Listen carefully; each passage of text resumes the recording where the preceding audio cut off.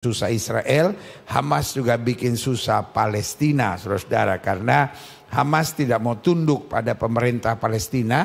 Ini kira-kira kalau di Jakarta seperti atau di Indonesia seperti kelompok teroris KKB begitu. KKB bukan teroris ya, tapi kayak kelompok bersenjata gitu, saudara-saudara, yang tiba-tiba menyerang Israel dengan dapat dukungan dari Iran.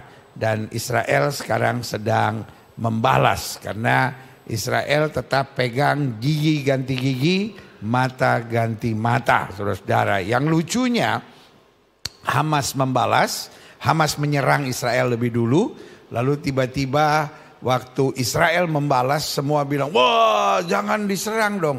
Jadi gimana? Diserang terus diam aja gitu.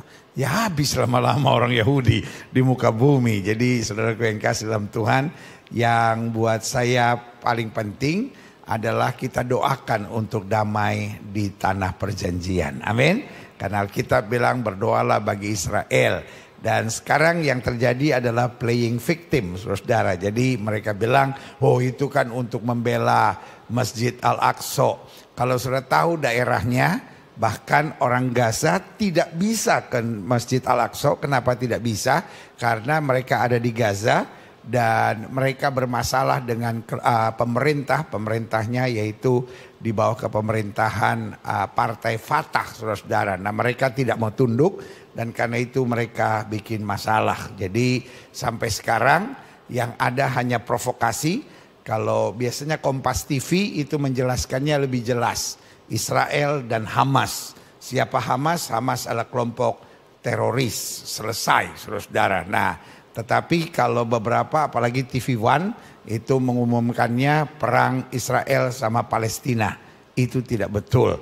Karena Palestina itu adanya di wilayah tepi barat. Jadi wilayah-wilayah seperti apa itu namanya Ramallah, lalu Jenin, Jenin, lalu Bethlehem, lalu Jericho. Nah itu adalah wilayah-wilayah Palestina.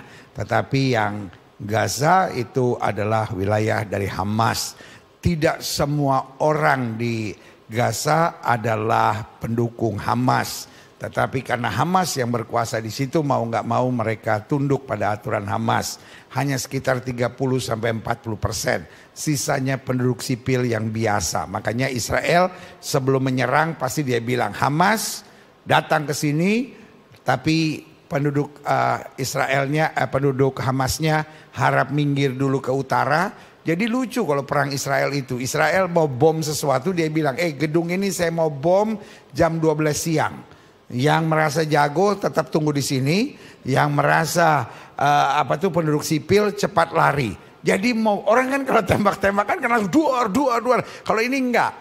Oke, saya tunggu 12 jam lagi kami akan menyerang. Seluruh wilayah utara ini kami akan habisi.